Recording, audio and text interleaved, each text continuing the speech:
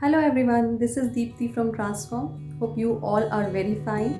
Hope you are liking my videos. I always want them to be more informative and interactive. Please like, share and subscribe to my channel. आज मैं फिर से आपके सामने हूँ एक नए टॉपिक के साथ. So let's get started. Today's topic is renovation of niches. ये एक स्ट्रक्चरल सॉल्यूशन तो नहीं है but yes I can say this is a no budget solution for renovating the niches. Now you will be thinking what is a niche. This word derives from the Latin word nidus or nest via the French word niche. A niche in architecture is a recess set into a wall for displaying or decorating some object. इसे हम हिंदी में आला भी कहते हैं. जैसे ancient times में हमारे घरों में भी, और आपने देखा होगा कुछ महलों में राजपूताना स्टाइल के जो महल थे, जयपुर में, उदयपुर में, राजस्थान में आज भी ये स्टाइल के महल हैं जहाँ पर आपको निशेस मिल जाएंगी. एक एग्जाम्पल है Nahargarh fort in Jaipur. When I designed this house, I planned and designed 3 niches in the dining area for decorating and for displaying some things. But when the adjacent building, साथ की building जब बन रही थी, construction हो रही थी उसकी, due to dampness, the wall got damaged and cracks started developing in the plaster.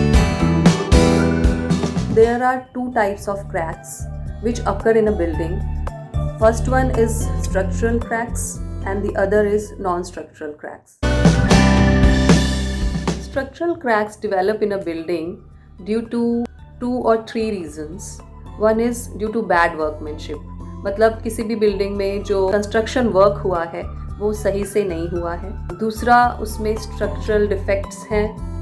That is again due to जो उन्होंने वहाँ पे मटेरियल चूज किया है वो सही नहीं है. Sometimes due to settlement of the building, मतलब फाउंडेशन की वजह से और ड्यू टू नेचुरल कैलामिटीज, उसकी वजह से भी उसकी स्ट्रेंथ में असर पड़ता है और उसमें क्रैक्स डेवलप होने स्टार्ट हो जाते हैं. इस टाइप की चीज़ें होती हैं जब बिल्डिंग बहुत पुरानी हो और उसमें बहुत जल्दी से उसकी मेंटेनेंस नहीं की गई हो.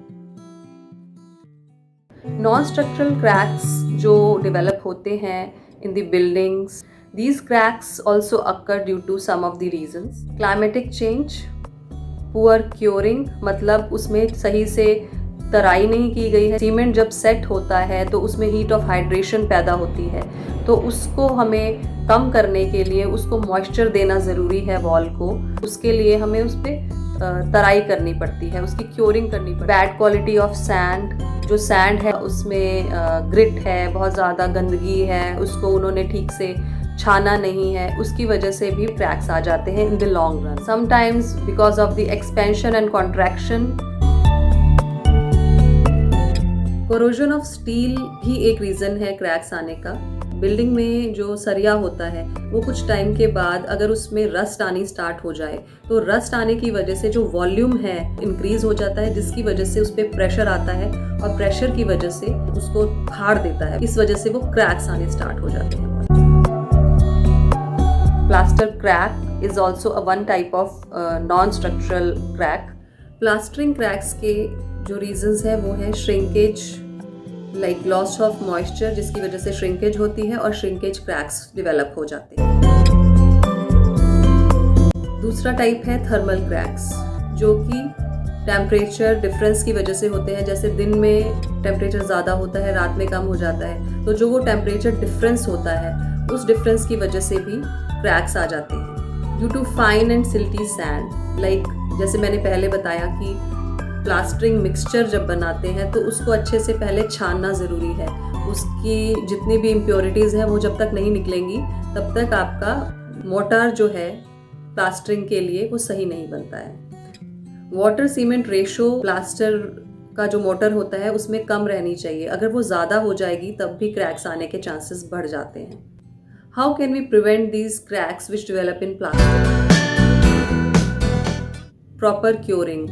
दूसरा, जो प्लास्टर की थिकनेस है, जब हम उसको अप्लाई करते हैं वॉल पे, तो थिकनेस जो है वो सब जगह यूनिफॉर्म रहनी चाहिए।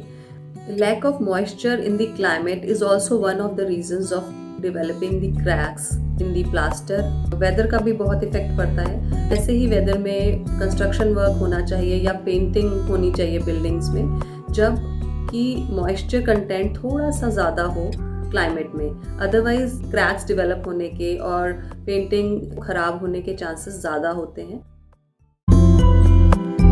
एंड वाटर प्रूफिंग सॉल्यूशंस भी हम अपनी बिल्डिंग्स में प्रोवाइड कर सकते हैं। प्लस एक रीज़न और भी होता है, like when we don't maintain our buildings in time, आप उसको प्रॉपर्ली मेंटेन नहीं कर रहे हैं, तो आपकी जो ये प्रॉब्लम्स हैं ये और बढ़ जाती हैं। इसलिए आपको इन सब चीज़ों का ध्यान रखना पड़ेगा। So now it's time to move to our renovation of niches. इस बिल्डिंग में इस वॉल पे बहुत ज़्यादा क्रैक्स आने डेवलप हो गए थे। Due to pandemic we could not call the labour at home, so घर पे ही जो चीज़ें अवेलेबल थी उसी से मैंने ये सॉल्यूशन फाइंड आउट किया। ये कोई परमानेंट सॉल्यूशन नहीं है, but yes just to hide the cracks को वॉल पे बनाया। तो चलिए चलते हैं अपने सॉल्यूशन की तरफ। I used an old poster to make this. This is the material required. Firstly, I measured the size of the niches and then marked the pattern required on the back side of the poster as per the measurements. For marking the arc, I used a compass. Then I cut it all around the markings with the scissors. After that, I painted a bright color using Fevicryl acrylic colors. Took a double-sided tape, cut it and stick it all around at certain distance.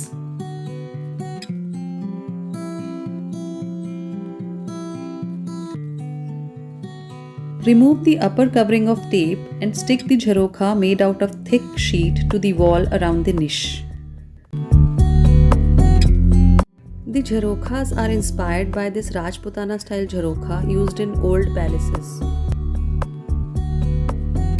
There were still some imperfections which were visible from sides, so I cut an old wedding card and pasted these cuttings on the jharokha to hide them.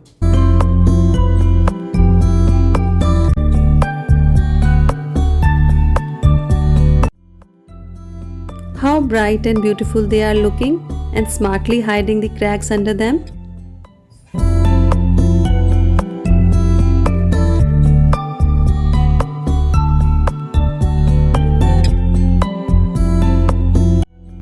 This is a temporary solution.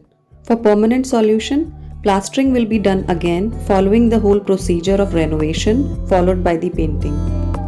These days, Asian Paints has given a fast solution for repairing masonry surfaces with its SmartCare Acryl Max. Hope you are liking my videos. Please like, share and subscribe to my channel. Till we meet again, stay safe and stay healthy. Take care. Goodbye.